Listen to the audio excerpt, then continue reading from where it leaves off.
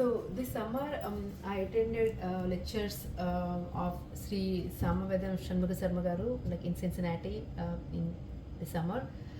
So I did. He talked about Ganesha Puranam, like for 5 days. Very impressive, and I learned a lot from it. So I really got curious, and then read more about it, and then I thought that it will be a good. To portray like in my Bommala Koluvu. So I decided, and then started working on it. So this is what you see. This is the end product. So during like 8th century, so as you see, like Adi Shankaracharya, he's from 8th century. He was born in Kerala. He traveled across India, like north, south, and then east to west, like all places, by walk, like multiple times. At that, in that period, he was. There were like a lot of religious groups, like Hindu, calling them like they are the Hindu Matams, and then there were like a lot of conflicts between those religious groups. So what he did was he met with all those leaders from all different groups. He had like debates and discussions with them, and then showing he studied like Vedas at a very young age. He was in the discussions, he was showing like Vedas as the proof, and then he united. He made sure that they agree to like based on the reference like in Veda, and he united all of those different groups into like 6 different groups. He established Shanmata, and then in that process he created like Pitams like south, east, west, and north, and then Sringeri, and Puri, Dwaraka, and Badri, and then he also appointed like leaders from south to north, and then the other side like the Nambudris from Kerala, like they were the leader like in a different area Pitham. So that is how he established, so that the religious they goes all over.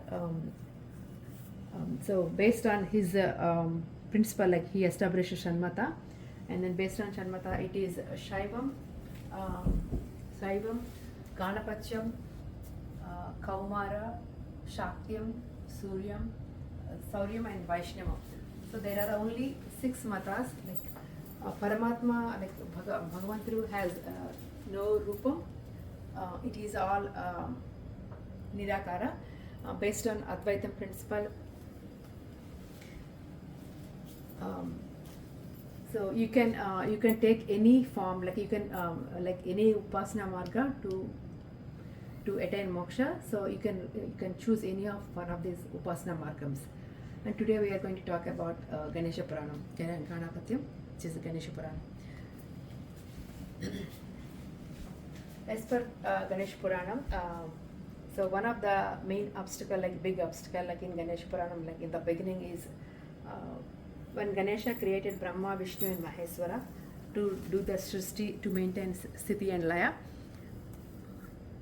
They were not sure like how to proceed, like they had an obstacle, and then they all prayed Ganesha.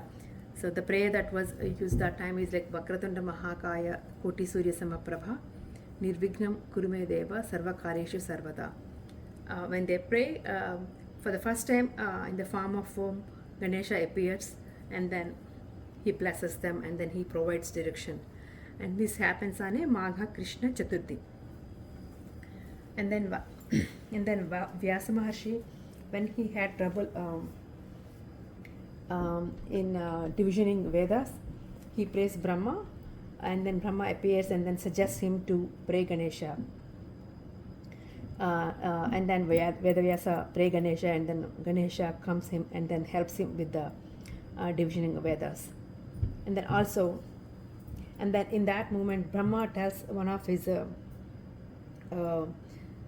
one story like from his thing where Ganesha helped him. So Ganesha, when he was assigned the job of like creation, Srishti creation, he was really proud of himself.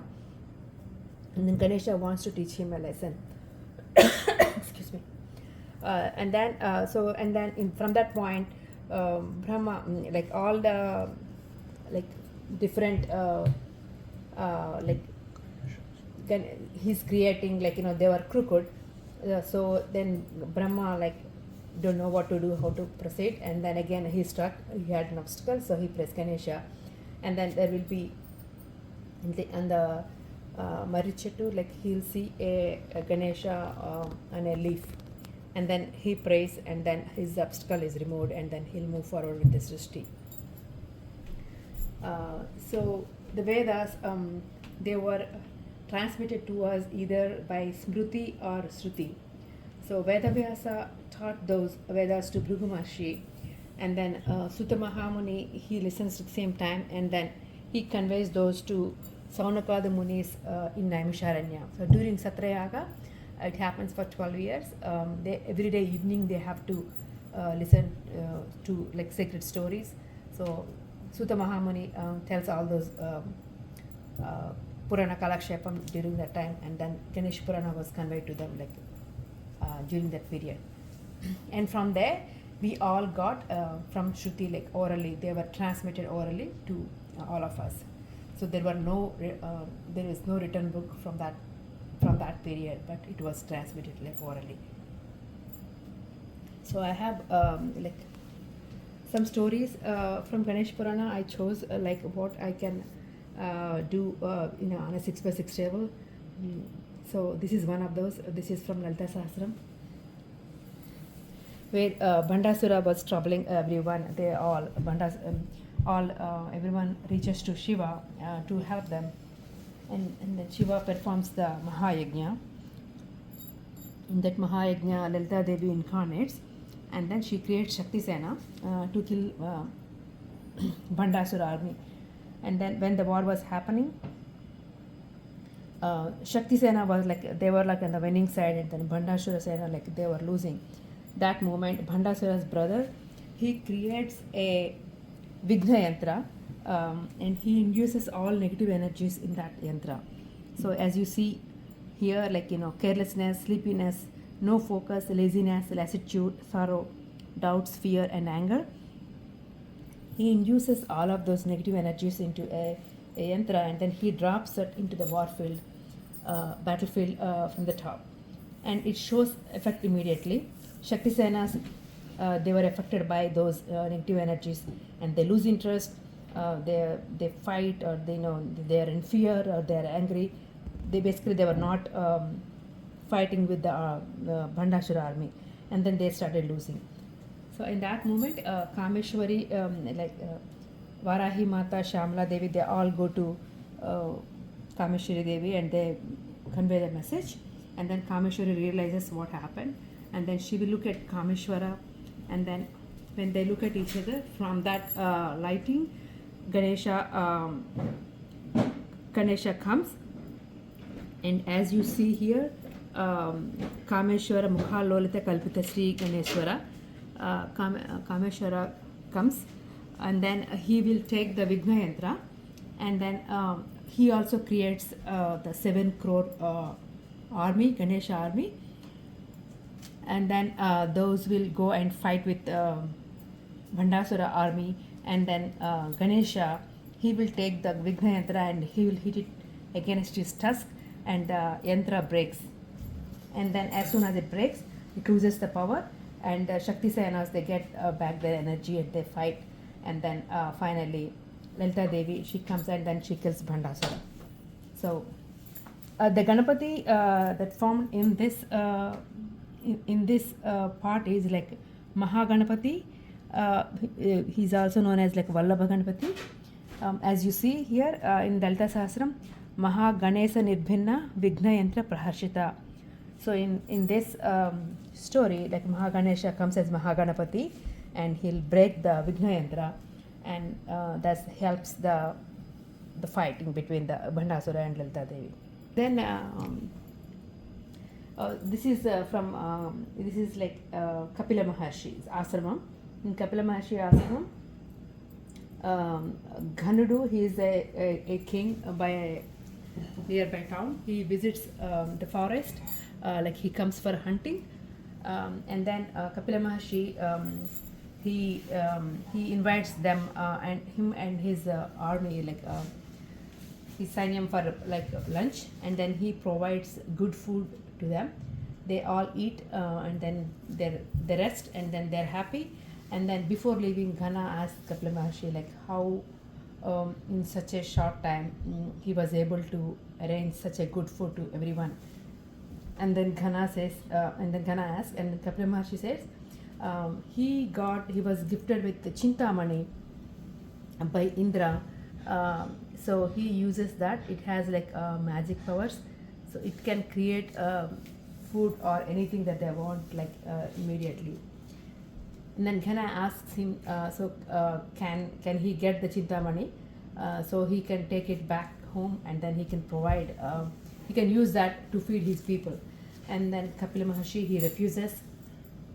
He tells him that people should work hard and then earn their own food for living money, but it shouldn't be provided like with magic powers. That is against the Srishti Dharma. He refuses, but Ghana ignores his words, and then he just snatches it from him, and then he will take the Chintamani and he'll go back home. So Kapila Maharshi, he doesn't really curse anyone or Ghana. He'll just pray, and then goddess Chandimata appears, and then he'll suggest him to pray Ganesha and gives Siddhi Vinayaka mantram. And then he performs the Havan, and he prays, and then Siddhi Vinayaka along with Siddhi and Buddhi, he appears, and then so Siddhi Vinayaka, he removes all obstacles, and then Buddhi Devi, she provides the knowledge, the jnanam that's needed to perform any task, and Siddhi Devi, she provides, she's Siddhi. They get what they want. And then meanwhile, Ghana, he gets a bad dream about something, an elephant-headed person going around in Kapila Maharshi ashramam, and then that person is going to kill him. So he'll come to this forest, and then he will look at it, and then Kapila Maharshi shows Ghana to Ganesha, and then Ganesha, Ghana try to attack Ganesha, and then Ganesha, in the war, Ganesha kills Ghana. And then Ganesha's father, Abhijit Maharaj, he will come to that ashramam, and he will return the Chintamani to Kapila Maharshi, and then he will ask for forgiveness. And then Kapila Maharshi gives the Chintamani to Ganesha, and then from that point onwards, Ganapati is called as Chintamani Ganapati. And we do have a Chintamani Ganapati temple in Maharashtra today, Chintamani. And then from the Lalita Sahasram story, we also have a Mahaganapati story, Mahaganapati temple in Pune, near Pune, Mahaganapati. The next story is the Durva. So this Durva, Ganapati, Ganesha, like after swallowing Analasura, he was feeling really hot because he's in throat. So everyone is trying to make him feel better by offering different things like flowers, and then Shiva offers snake, but nothing makes him feel better. And then the rishis comes and they offer like the Durva Patra to Ganesha, and that helps him immediately, and he cools down. So Ganesha's favorite thing is Durva Patram, like Garika, and then whenever we offer them, he'll be really happy and pleased. So here you see that is a real Durva Patra, and then he's enjoying the Durva garden. The next one is the popular story about Ganesha Utpatti. So after killing Gajasura, Shiva is heading to Kailasam. So Parvati, she hears the news that Shiva is coming back to Kailasam. So she is happy, and then she wanted to take shower. And then from the turmeric powder paste, she will make a little boy, and she does the prana, and that is Ganesha is sitting, and she asks Ganesha to sit outside of the bathroom and make sure that no one comes inside. And then when Shiva comes to Kailasham, he wants to go inside. and then the little boy, he stops him, and then Shiva gets angry, and then he will chop his head off. And then Parvati, meanwhile, she comes out and she realizes what happened, and then Parvati tells Shiva that that's their son, and then Shiva feels bad, and then he'll go back and then get the head of Gajasura and then attaches it to the boy, and then that becomes like Shiva, Parvati, and Ganesha, the happy family. The story after that is Tripurantaka Samharam. So Tripurasura Samharam. So Tripurasura, there are like 3 different asuras. They get a boon from Brahma that they will be killed with one weapon one time, and when they all are in one line, and they will never be in one line. So when everyone goes to Shiva and then pray them to help them from Tripurasura, he fails. So he fails in that war, and then Parvati suggests him that when he was heading to kill Tripurasura, he did not pray Ganesha. That is the reason why he that was an obstacle and he failed. And then they both perform the puja, and then Ganesha appears, and then he gives the Ganesha Sahasranama mantram to Shiva. And then Shiva, he prays Ganesha, and then he will pray with the Ganesha Sahasranama, and then he will go back to kill Tripurasura. And then when he uses the weapon, Ganesha with his trunk, he will put all of them in one line, and then Shiva kills them. So that's the story of Tripurasura Samharam. So on this side, I have like 3 different stories. They are like great devotees of Ganesha. So the one is Mudgala, and the next one is Grutsamadhuru, and this is Brushundi. So Mudgaludu, he created Mudgala Puranam. It's all about Ganesha. So the way it started is in like 15th century, Ganesha Yogindrudu, he is born in Gujarat. He will go to Mayureswara Kshetram in Maharashtra, and then he listens about Mudgala, but they never had a complete book about Mudgala Puranam. So he prays, and then one day Dhundi Vinayakadu comes to his place, and then he will hand him Mudgala Puranam book, and then he disappears. So as per that book, Mudgala is a great devotee of Ganesha. He's like at the top, and then so one of the story that we have is during Daksha Yajnam, when Veerabhadra chops off head of Daksha Prajapati, he gets a goat head, and then he also loses all his knowledge along with head, and then he'll ask for forgiveness, and then he will reach out to Narada, and Narada suggests him to go to Mudgala Maharshi, and then Mudgala Maharshi, he will tell him the Ganesha Mudgala Puranam to Daksha. By the time he finishes the Mudgala Puranam, he will get his knowledge and then form back. So as per Mudgala Purana, the Ganesha in that is like Mayureswarudu. So we do have Mayureswara temple in Pune today. So as per Mudgala Purana, there are 8 different incarnations of Ganesha, and each incarnation defeats an asura, but they don't kill them, and those asuras are born out of a quality. It's a negative quality.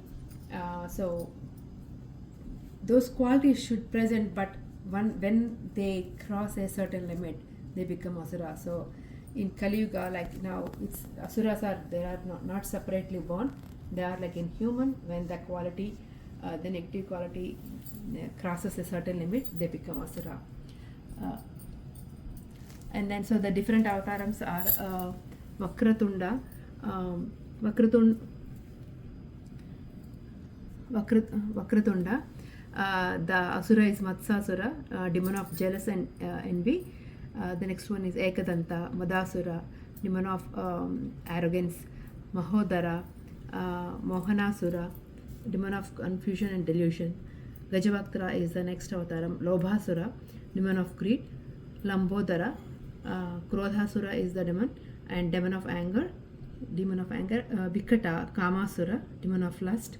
Vignaraja, Mamasura, demon of possessiveness. And the last one is Dhumravarna, Abhimanasura, demon of attachment and pride. So those are all the qualities they get treated by Ganesha in each incarnation.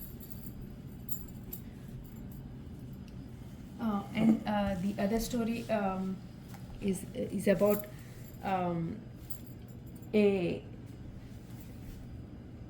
this is about Kaivartakuru.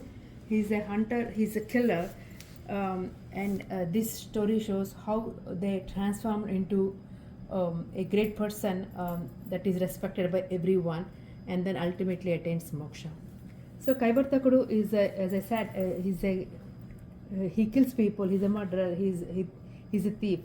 But one day he will take a dip in Ganesha Tirtham. This is a very sacred place, Ganesha Tirtham.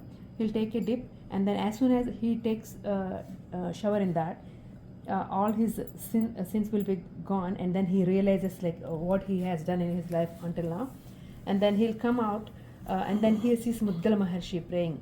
He wanted to attack him, but as soon as he sees his face and the glow in his face, he drops his knife without intentionally, and then he'll pray him, and then he'll ask him for forgiveness, and then he will ask how he can get better, and then Mudgala Maharshi gives him a mantra, Ganeshaya mantra. He'll ask him to chant that mantra.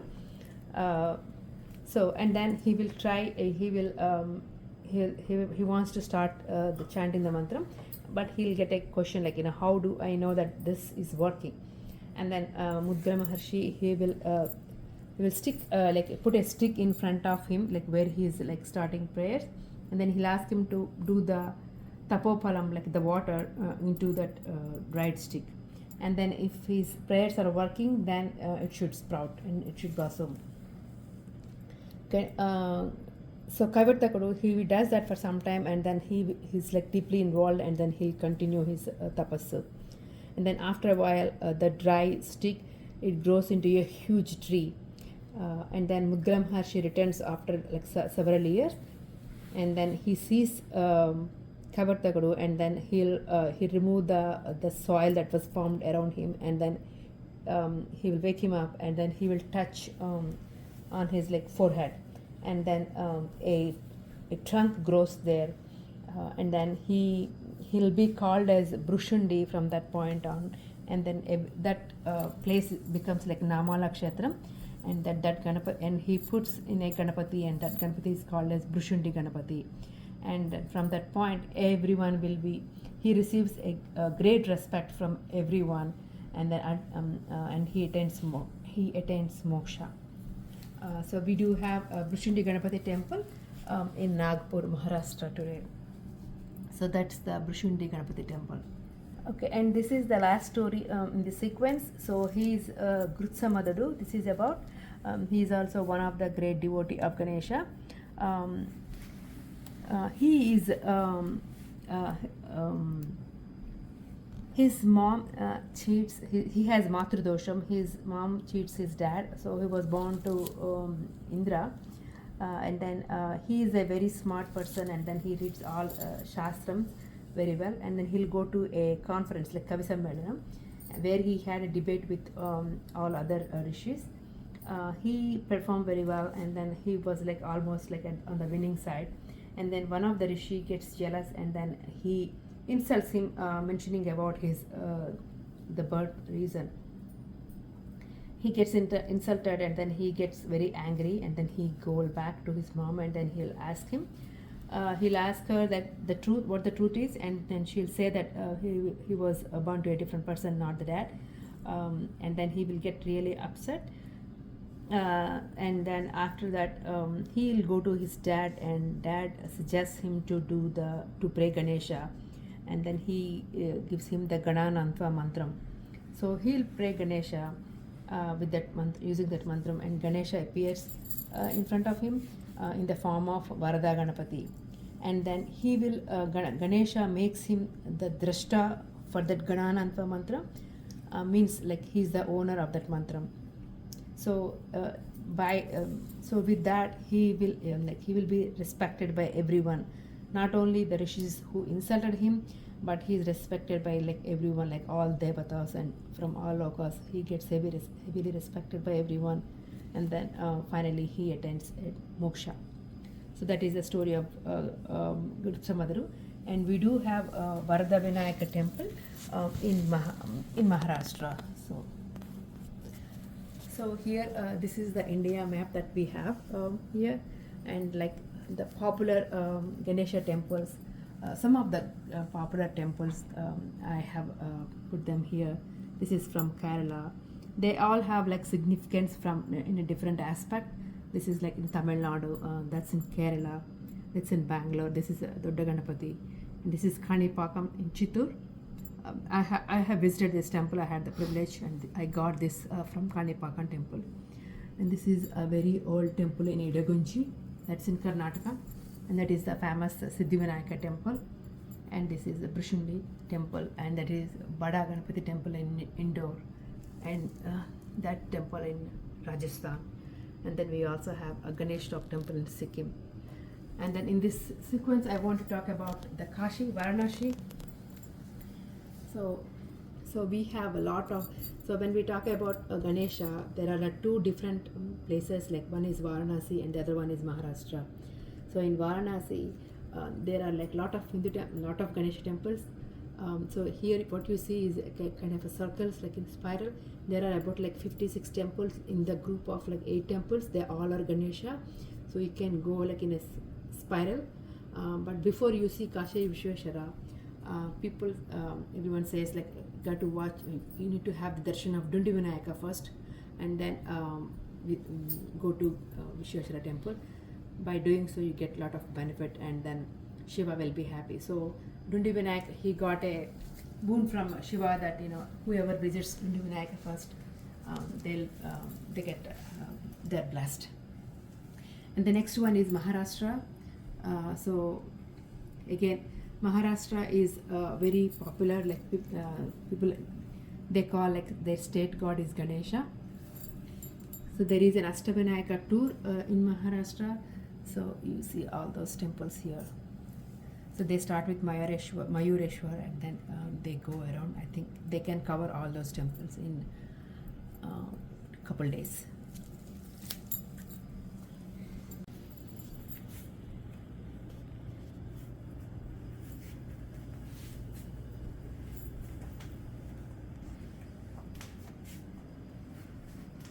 So just the way Vishnu has Vaikuntham and Shiva has Kailasham. So this is like Swanandalokum is for Ganesha. So this is Chintamani Gruham. So Ganesha, this Chintamani Gruham is in an island. This is sugarcane juice ocean. In a sugarcane juice ocean, Ganesha will be resting in a lotus flower. Along with Riddhi Siddhi, like Ashta Siddhis, in a lying down position.